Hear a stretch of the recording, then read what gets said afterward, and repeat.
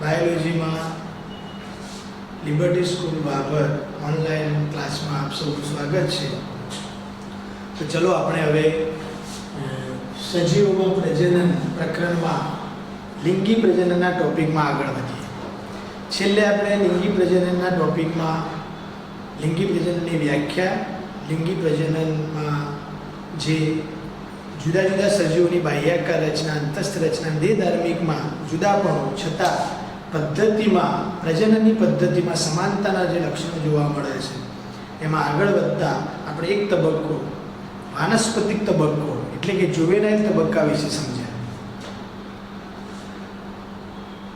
અને એના પછી આપણે વાનસ્પતિક તબક્કામાં ઉદાહરણ સમજ્યા કે જુદા જુદા વનસ્પતિઓ જે છે એ જુદા જુદા પ્રકારે પુષ્પ સર્જનનો સમયગાળો દર્શાવે છે. પછી આપણે આંતરપુષ્પ સર્જન કાળ સમજ્યા અને એ સમયગાળો પુખ્તતાનો સમયગાળો. એ મુદ્દાને આગળ વધારતા આપણે આગળ જઈએ તો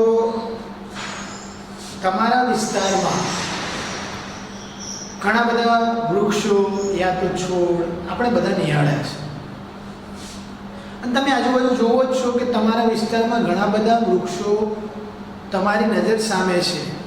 કેટલાક વર્ષો સુધી તમે પેદા થયા ત્યારથી ઊભા છે અને હજુ સુધી પણ છે, અને કેટલાક એવા છે તમે ઉગાડ્યા છે નાના નાના છોડ કે જેનો સમયગાળો ટૂંકો પણ હશે.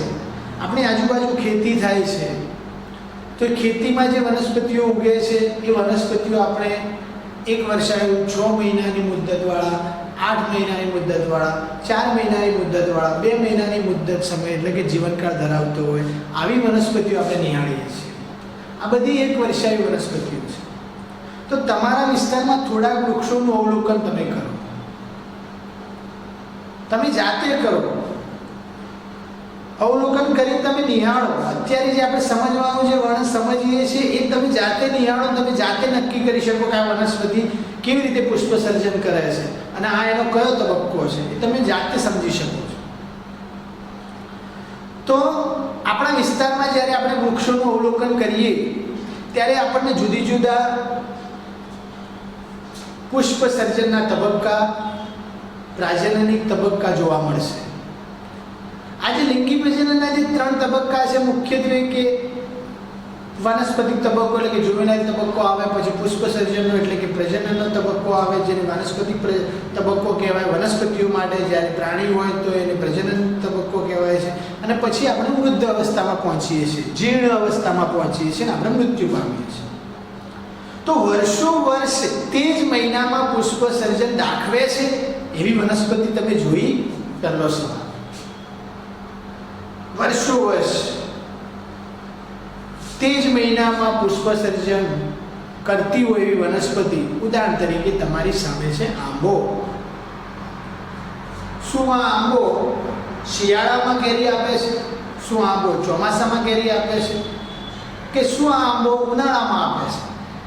તો આ સિમ્પલ અને સીધો સાદો જવાબ છે જે તમારી પાસે છે અને તમને ખબર છે કે આંબો સાહેબ ઉનાળામાં આપણને કેરી આપે છે, મતલબ કે ફળ આપણને જો ઉનાળામાં આપતો હોય તો એનું પુષ્પ સર્જન જે છે એ આ ઉનાળાની શરૂઆતમાં થતું હશે. તો આપણે સીધું સમજી શકીએ છીએ. તો વર્ષો વર્ષ એ જ મહિનામાં દરેક વર્ષે આપણને પુષ્પ સર્જન આપણી સામે રજૂ કરે છે, મતલબ કે પુષ્પ સર્જન કરી અને એના ફળ પેદા કરે છે. તો લિંગી પ્રજનનમાં આપણે આગળ ચાલીએ અને હજુ લિંગી પ્રજનનની પદ્ધતિ શરૂ થાય એના પહેલાનું જે આ જે વર્ણન છે વર્ણનને આપણે આગળ સમજીએ. કેમ કેરી, સફરજન, ફણસ તેમની ઋતુમાં જ પ્રાપ્ય બને છે? તો આનો આ જે સવાલ છે બુકમાં આપણને આપ્યો છે એનો જવાબ શું છે? કેરી છે, સફરજન છે, ફણસ છે, એમની ઋતુમાં જ પ્રાપ્ય બનવાનું કારણ શું છે? કારણ કે એમની ઋતુમાં જ પુષ્પ સર્જન કરે છે, મતલબ કે દર વર્ષે એક જ વખત પુષ્પ સર્જન કરે છે અને દર વર્ષે એક વખત પુષ્પ સર્જન કર્યા પછી એ સમયે લિંગી પ્રજનનની પદ્ધતિ અપનાવી અને ફળાદી એટલે કે ફળ આપણને આપે છે, પેદા કરે છે. શું એવી વનસ્પતિઓ જોઈ સમગ્ર વર્ષ દરમિયાન પુષ્પ સર્જન દર્શાવે છે? આ અલગ સવાલ છે. સમગ્ર વર્ષ દરમિયાન પુષ્પ સર્જન દર્શાવવું એટલે શું? કે શરૂઆતમાં પુષ્પ સર્જન, સમજો કે જાન્યુઆરી મહિનામાં પુષ્પ સર્જન કર્યું, ફરીથી ફળ આવ્યા, પૂરું થયું, ફરીથી 2-3 મહિના પછી પુષ્પ સર્જન કરે, ફળ આવ્યા, પૂરું થયું, ફરીથી 2 મહિના પછી પુષ્પ સર્જન કરે, ફળ આવ્યા, પૂરું થયું. આમ એક વર્ષમાં જે એક વખત પુષ્પ સર્જન થઈ પૂરું થઈ જાય, ફરીથી પુષ્પ સર્જન કરે છે. આમ કન્ટિન્યુ વર્ષોમાં, એટલે કે એક જ વર્ષમાં પુષ્પ સર્જન વારંવાર કર્યા કરે છે. આવું એ દર વર્ષે કર્યા કરે છે. શું આવી પણ વનસ્પતિઓ છે? કેટલાક ઋતુકીય પુષ્પ સર્જન દર્શાવે છે, કેટલાક પુષ્પ સર્જન મહિનાઓમાં દર્શાવે છે. અને ઋતુકીય પુષ્પ સર્જન દર્શાવે એટલે શું? તો આપણી સામે ખબર છે, આપણી સામે ઉદાહરણ છે. જીરું ક્યારે ઉનાળામાં ઉગે? અને કદાચ વૈજ્ઞાનિક પદ્ધતિ, ટેકનિકથી આપણે અત્યારે કૃત્રિમ રીતે ઉગાડવાની કોશિશ પણ કરીએ તો એ ઉગે, પણ કુદરતી રીતે જે પુષ્પ સર્જન થવું જોઈએ એ પ્રમાણે પુષ્પ સર્જન થાય નહીં. એનો જે સમયગાળો છે ઠંડી ઋતુનો, એ ઋતુમાં જ એનું પુષ્પ સર્જન બરાબર થાય છે, એની પરિપક્વતા આવે છે અને એ ફળ પૂરા પાડે છે. તો એવી પણ વનસ્પતિઓ છે જે તમારી સામે નજરે આવે છે, આપણે એને જોયેલી છે કે ઋતુકીય પુષ્પ સર્જન દાખવે છે. નેક્સ્ટ પ્રશ્ન, એક વર્ષાયુ અને દ્વિવર્ષાયુ વનસ્પતિઓમાં વાનસ્પતિ, પ્રાજનનિક અને જીર્ણ અવસ્થાઓ સ્પષ્ટપણે જોવા મળે છે. મતલબ એક વર્ષાયુ વનસ્પતિ છે, આપણે જે ખેતીલાયક વનસ્પતિઓ ઉગાડીએ છીએ, જે ખેતી કરીએ છીએ, તમામે તમામ વનસ્પતિઓ એક વર્ષાયુ છે. ઉદાહરણ તરીકે બટાકા, ઉદાહરણ તરીકે જે ભાજી કરીએ છીએ, ઉદાહરણ તરીકે ઘઉં, ચોખા, એરંડા, આ વનસ્પતિઓને આપણે જોઈએ છીએ. અને એ વનસ્પતિઓમાં તમે 3 તબક્કા નિહાળો છો. મતલબ કે આપણે એક એરંડાનું ઉદાહરણ લઈએ તો 3 થી 4 મહિના સુધી એ વાનસ્પતિક તબક્કામાં હોય છે. ફક્ત ઉદાહરણ માટે સમજવાનું છે. 3 થી 4 મહિના વાનસ્પતિક તબક્કો હોય, એના પછી પુષ્પ સર્જનનો તબક્કો ચાલુ થાય છે. મતલબ 4 થી 5મા તબક્કામાં એ પ્રાજનનિક, 3 થી 4 મહિના જુવેનાઇલ તબક્કો, અને એના પછી પ્રાજનનિક એટલે કે વાનસ્પતિક તબક્કો.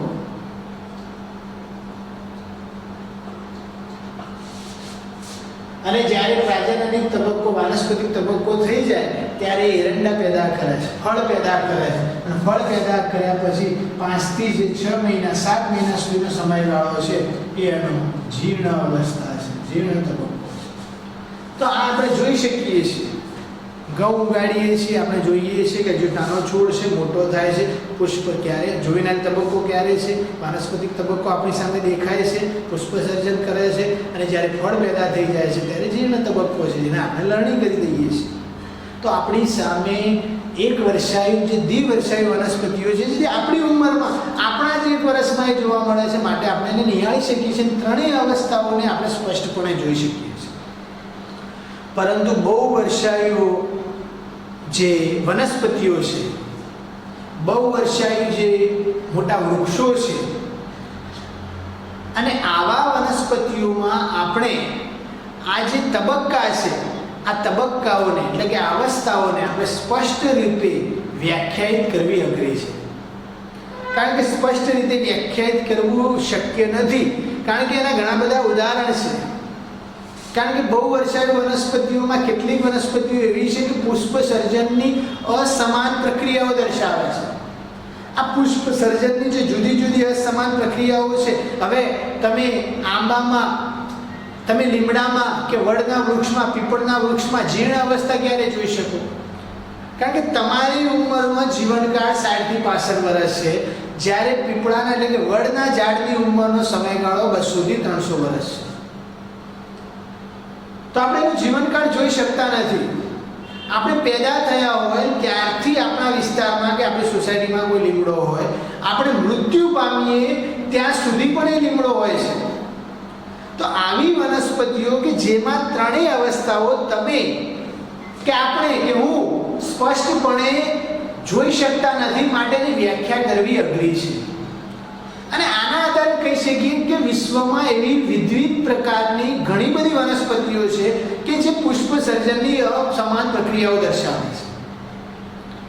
તો અહીં એવું એક ઉદાહરણ તમારી સામે રજૂ કરું છું અને તમારી સામે બુકમાં આપેલું જ છે કે વાંસ નામની જે વનસ્પતિ છે, વાંસ, એ વનસ્પતિમાં એનો જે જીવનકાળમાં, મતલબ કે વનસ્પતિને ઉગાડવામાં આવે ત્યારથી લઈને વનસ્પતિ મૃત્યુ પામે છે ત્યાં સુધીમાં એ એના જીવનકાળમાં ફક્ત એક જ વખત પુષ્પ સર્જન કરે છે.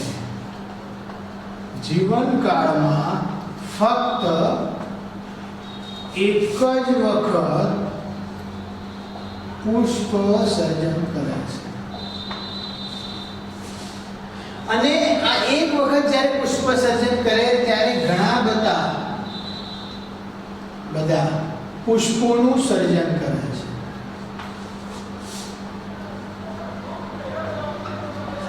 એ કયા સમયે? તો વાંસની ઉંમર બહુ મોટી છે, એટલે 50 થી 100 થી જે સમય 50 થી 100 વર્ષમાં, 50 થી 100 વર્ષ દરમિયાન એ ગમે ત્યારે પુષ્પનું સર્જન કરે છે એક જ વખત. તો વાંસની વનસ્પતિની વાત કરીએ તો એના જીવનકાળમાં ફક્ત એક જ વખત પુષ્પ સર્જન કરે છે. અને પુષ્પ સર્જન કરવાનો જે એનો સમય છે એ 50 થી 100 વર્ષ વચ્ચે ગમે ત્યારે એક જ વખત બહુ વિશાળ પ્રમાણમાં અસંખ્ય સંખ્યામાં પુષ્પનું સર્જન કરે છે.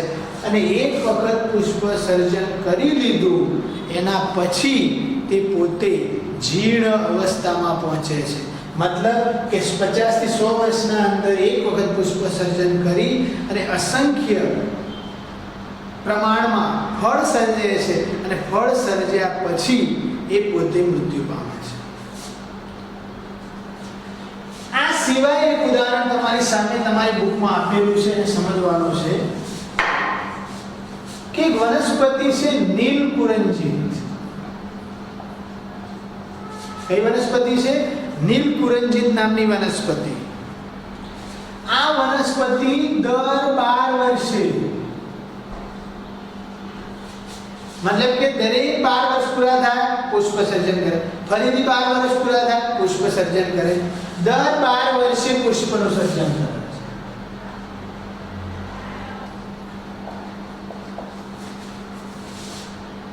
આ જે વનસ્પતિ છે એ વનસ્પતિનો એક ઇતિહાસ છે, તમને યાદ હોય કે ના હોય, અને કદાચ તમે એ સમય નાના હશો, પણ 2006માં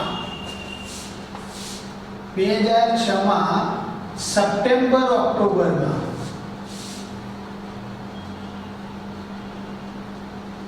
બરાબર કેરળ, કર્ણાટકા, તમિલનાડુની જે પર્વતીય વિસ્તાર જે છે એ જગ્યાએ એક વાદળી કલરનો આખો પટ્ટો જોવા મળે. અને લોકોએ આ વાદળી કલરના પટ્ટાને જોઈને એવા આકર્ષાય. ખૂબસૂરત નજારો, કુદરતી નજારો જેને માણવાની મજા આવે એવો કે એના પર્વતીય જે હારમાળા છે, પર્વતીય હારમાળામાં કેરલા છે, તમિલનાડુ છે, કર્ણાટકા છે, એના પર આખો એક વાદળી કલરનો, બ્લુ કલરનો પટ્ટો જોવા મળેલો. અને એ 2006માં સપ્ટેમ્બર ઓક્ટોબરના ભારતમાંથી લોકો જુદા જુદા સ્થળેથી એ નજારાને જોવા નીકળ્યા હતા. અને ત્યાં જઈ અને આ રચના બધાને તો દૂર દૂર બેઠા લોકોને તો એવું હતું કે આ કુદરતી આસમાનમાં થતી રચના છે. જે રીતે કે આપણને સપ્તરંગ જે દેખાય છે એવી રચના આ કુદરતમાં એક અદ્ભુત રચના જોવા મળી છે. પરંતુ જ્યારે ખબર પડી, માહિતી એની આપણી પાસે નહોતી, અને એ બીજું કંઈ નહોતું કે એ પર્વતીય વિસ્તાર કેરળ છે, તમિલનાડુ છે, કર્ણાટકા છે, એ જગ્યાએ જે પર્વતીય માળામાં જે નીલકુરંજીત વનસ્પતિ હતી એના 12 વર્ષ પૂરા થયા, પુષ્પ સર્જન કર્યું હતું. એ પુષ્પનો રંગ એનો વાદળી રંગનો, બ્લુ રંગના હોવાના કારણે એ આ એક રચના જોવા મળી. તો અહીં પ્રાણીઓમાં વાત કરીએ તો સક્રિય પ્રાજનનિક વર્તણૂક જે છે, એની પ્રાજનનિક તબક્કાનો જે સ્વભાવ છે, પ્રાજનનિક તબક્કાની જે પરિસ્થિતિ છે, એના પૂર્વે એટલે કે એના પહેલા જુવેનાઇલ તબક્કો બાહ્યાકાર વિદ્યાકીય અને દેહ ધાર્મિક ફેરફારોને અનુસરે છે. પ્રાણીની વાત છે. તો આવી એક તમને સવાલ પૂછવામાં આવે, તમારી બુકમાં સવાલ આપ્યો છે કે તમે મનુષ્યમાં એવી યાદી જણાવો અથવા તો એવી યાદી બનાવો કે પ્રાજનનિક પુખ્તતાના સૂચક હોય. તો આ શું? મનુષ્યમાં એવી યાદી બનાવો પ્રાણીઓમાં કે જે પ્રાજનનિક પુખ્તતાના સૂચક હોય એટલે શું? તો તમને કહેવામાં આવે છે કે પ્રાણીઓમાં તમે એવી નોંધ કરી શકો કે તમને ખબર પડે કે હવે એનો આ જુવેનાઇલ તબક્કો પૂરો થાય છે અને પ્રાજનનિક તબક્કાની શરૂઆત થાય છે, તો આપણા અંદર ઘણા બધા ફેરફારો જોવા મળે. એમાં મનુષ્યની યાદી બનાવવી હોય તો સમજો કે પુરુષ હોય તો પુરુષમાં દાઢી ઉપર વાળ ઉગવાની શરૂઆત થાય છે, મૂછો ઉપર વાળ ઉગવાની શરૂઆત થાય છે, એના શરીરના અન્ય અંગોમાં વાળ ઉગવાની શરૂઆત થાય છે. બીજું, એની છાતી પુરુષ માટે ચોડી થાય છે, એનો અવાજ બદલાય છે. અચાનક એના અંદર કંઈક ફેરફાર જોવા મળે છે અને આપણે જોઈ શકીએ છીએ, આપણા બાળકોમાં આપણે નિહાળી શકીએ છીએ કે કોઈ પરિસ્થિતિ ચેન્જીસ થાય એટલે એના અંદર બદલાવ આવે છે. તો અહીં સૌથી મહત્વની બાબત એ છે કે યાદી બનાવી શકીએ છીએ. એક બાળક હોય, એક સ્ત્રી છે અને એની ઉંમર 14-15 વર્ષ થાય એટલે એના અંદર મેચ્યુરિટી આવે છે, એની સૂઝ બદલાય, એના બાહ્ય શારીરિક અંગોનો વિકાસ થાય છે. એના આધારે તમે કહી શકો કે એનો જુવેનાઇલ તબક્કો હવે પૂરો થાય છે અને પરિપક્વતાનો એટલે કે પુખ્તતાનો એટલે કે પ્રજનનિક તબક્કાની શરૂઆત થાય છે. તો આ યાદી તમારે બનાવવાની છે, તમે સમજી શકો છો. હવે આગળ ઇન્ટ્રોડક્શનમાં જતા આપણે પ્રાણીઓમાં વાત કરીએ કે પ્રાણીઓમાં જે પક્ષીઓ છે એ શું ઋતુકીય રીતે જુદા જુદા રીતે ઈંડા મૂકે છે, અલગ અલગ વર્ષે ઈંડા મૂકે છે કે પછી વર્ષમાં ઘણી વખત ઈંડા મૂકે છે? આ બધી ઘટનાઓને આપણે સમજવાની છે. હવે ઉદાહરણ તરીકે મરઘીને સમજીએ તો કુદરતી રીતે જો મરઘીની વાત કરવામાં આવે તો એને જે ઋતુકીય સમયગાળો છે એ પ્રમાણે પોતે ઈંડા મૂકે છે. પરંતુ મરઘા ઉછેર કેન્દ્રની વાત કરીએ, વ્યાપારિક હેતુ માટે પ્રજનન કરાવવામાં આવે છે અને મરઘા ઉછેર કેન્દ્રમાં આ વિશ્વમાં અત્યારે લાખો કરોડો લોકો આ ઈંડા જે મેળવી રહ્યા છે એ જો કુદરતી જે ઈંડા મૂકે છે અને એ પ્રમાણે જો મેળવવામાં આવે તો આટલી સંખ્યામાં ઈંડા પૂર્તતા મળે નહીં. તો આ મરઘા ઉછેર જેવા કેન્દ્રો જે છે કે જેમાં આ ફેરફારો છે, આ મરઘા ઉછેર કેન્દ્રમાં જે વ્યાપારિક હેતુ માટે પ્રજનન કરાવવામાં આવે છે એ વ્યાપારિક હેતુ માટે જે જરૂરી છે એના માટે પ્રજનનની દર વર્ષે કરાવવામાં આવે છે. વર્ષો વર્ષ અને ચાલુ અને દર મહિને પ્રજનન કરાવવામાં આવે છે અને એમાંથી ઈંડાનું સર્જન કરવામાં આવે છે. તો એક વ્યાપારિક હેતુ પ્રજનન અને એક કુદરતી, આ અલગ અલગ છે. અહીં બીજો મુદ્દો આપણે સમજવાનો છે કે જરાયુ ધરાવતા જે સસ્તન વર્ગના પ્રાણીઓ છે, મતલબ કે માદા, કારણ કે સસ્તન વર્ગના પ્રાણીની વાત કરીએ તો એમાં નર અને માદા અલગ છે.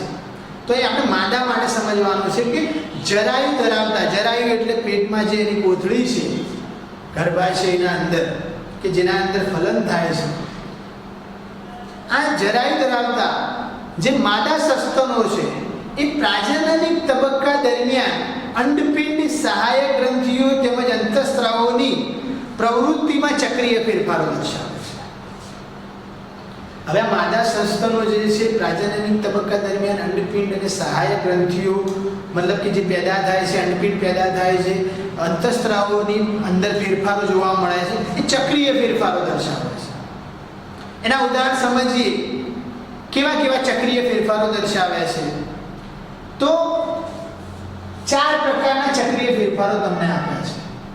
એક ઋતુકીય ઋતુચક્ર,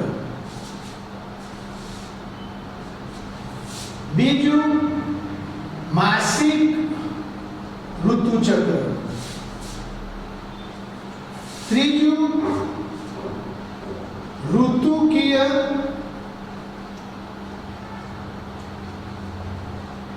સંવર્ધકો અને ચોથું સતત સંવર્ધક. તો આ ઋતુચક્રો જે છે એ શું છે? તો માદા સસ્તનો પ્રાજનનિક તબક્કા દરમિયાન અંડપિંડ, સહાયક ગ્રંથિઓ તેમજ અંતઃસ્ત્રાવીમાં જે ફેરફાર દર્શાવે છે આ ઋતુચક્રને જુદા જુદા પ્રાણીઓ. હવે ઋતુકીય ઋતુચક્રો તો ઉદાહરણ તરીકે ગાય છે, ઉંદર છે, ઘેટા છે, બકરા છે વગેરે, વાઘ છે વગેરે પ્રાણીઓ કે જે પ્રાઇમેટ્સ ના હોય, પ્રાઇમેટ્સ ના હોય તેવા પ્રાણીઓ આ જે વાનસ્પતિક એટલે કે પ્રાજનનિક તબક્કો, વાનસ્પતિક ને પ્રાણીઓમાં આ પ્રાજનનિક તબક્કામાં જે ફેરફાર દર્શાવે છે એ ફેરફાર ઋતુકીય ઋતુચક્ર છે, એટલે કે ઋતુકીય ફેરફાર દર્શાવે છે. એવી રીતે માસિક ઋતુચક્ર કેવા પ્રાણીઓમાં? તો પ્રાઇમેટ્સ વાળા પ્રાણીઓમાં. તો પ્રાઇમેટ્સ વાળા પ્રાણીઓમાં કોણ? વાંદરો, એપ અને મનુષ્યોમાં. તમે જુઓ માદા સસ્તનમાં દર મહિને અંડકોષ પેદા થાય છે, મતલબ કે દર મહિને ઋતુચક્ર પૂરું થાય છે. અને જે આપણે ખુદ મનુષ્ય જાતિ હોવાથી આપણે નિહાળી શકીએ છીએ કે માદાઓમાં દર મહિને માસિક ચક્ર થાય છે. તો માસિક ઋતુચક્ર પ્રાઇમેટ્સ જેવા પ્રાણીઓ, મતલબ કે જે પ્રાઇમેટ્સ હોય તેવા વાંદરો, એપ, મનુષ્યોમાં માસિક ઋતુચક્રીય ફેરફારો થાય છે. આ એના પ્રાજનનિક તબક્કા દરમિયાન જે પ્રવૃત્તિમાં ફેરફાર જોવા મળે એ માસિક હોય છે. જ્યારે ઋતુકીય જે હોય છે ગાય, ઉંદર, એ અમુક ઋતુ હોય છે એમાં જ આ ફેરફારો દર્શાવે. અને ઋતુકીય સંવર્ધકો, ઋતુકીય સંવર્ધકો એટલે શું? તો એવા સસ્તન વર્ગના પ્રાણીઓ, એવા માદા સસ્તનો કે જે જંગલી છે, જંગલમાં વસે છે, તો એ આ ઋતુકીયની જેમ ફેરફારો દર્શાવે છે ઋતુચક્રમાં, પરંતુ ક્યારે? કે જ્યારે એને વાતાવરણ અનુકૂળ હોય કે હવે પ્રજનન કરી શકે છે એ ત્યારે ઋતુકીય ફેરફાર દર્શાવે છે. મતલબ કે દર વર્ષે સમજો કે આપણે દર મહિને માસિક ઋતુકીય ફેરફારો છે. ગાય, ઉંદરમાં દર વર્ષે એક ઋતુ આવે છે. કૂતરાની વાત કરીએ તો આપણી સામે ઉદાહરણ છે, સીધા સીધું, આમાં કૂતરાનું ઉદાહરણ લખ્યું નથી, કૂતરો આવી જાય કે જે ભાદરવો મહિનો આપણે ગુજરાતી મહિનો આવે છે ત્યારે પ્રજનન દર્શાવે છે. તો મતલબ કે એ સમયે ઋતુ છે જે દરમિયાન એ ફેરફારો દર્શાવે છે અને એના અંદર બદલાવ આવે છે. તો આવી વનસ્પતિઓમાં અગર કૂતરો છે જંગલી છે, અગર ગાય છે જંગલી છે, અગર કોઈ આમાંથી પ્રાણી છે જે પ્રાઇમેટ ના હોય તેવા પ્રાણી જંગલી છે, તો એ એવી રીતે ફિક્સ એ મહિનામાં નહીં, પરંતુ જ્યારે એને લાગે વાતાવરણ અનુકૂળ છે, હવે પ્રજનન કરી શકે છે, એ જ સમય દરમિયાન એ ફક્ત ફેરફારો દર્શાવે. એટલે ઋતુકીય સંવર્ધકો. અને કેટલાક એવા છે કે એની લાઈફ દરમિયાન ગમે ત્યારે આખા જીવનકાળમાં પુખ્તતાએ પહોંચ્યા પછી પ્રાજનનિક તબક્કામાં એ વખત પહોંચી જાય એટલે રેગ્યુલર એ પોતે આ અંડકોષ છે કે સહાયક ગ્રંથિઓ છે જે અંતઃસ્રાવની પ્રવૃત્તિઓમાં ફેરફાર દર્શાવે છે. મતલબ કે ચાલુ હોય છે એના અંદર ઋતુચક્ર. તો એવાને સતત સંવર્ધકો તરીકે ઓળખવામાં આવે છે. તો લિંગી પ્રજનનની પદ્ધતિને સમજીએ એના પહેલાનું જે વર્ણન છે એ વર્ણનમાં આજે આ લેક્ચરમાં આપણે જે સમજ્યા બે મેન ફકરા છે. આ વર્ણનને તમે તમારી બુકમાં વાંચો, સ્ટડી કરો. કોઈ ડાઉટ હોય તો મને કોન્ટેક્ટ કરો, મારી પાસેથી એ માહિતી મેળવી લો, શીખી લો. અને નેક્સ્ટ લેક્ચરમાં આપણે આગળનું જે વર્ણન છે એ ભણશું. અહીં અત્યારે હું લેક્ચર પૂરું કરું છું. અસ્તુ.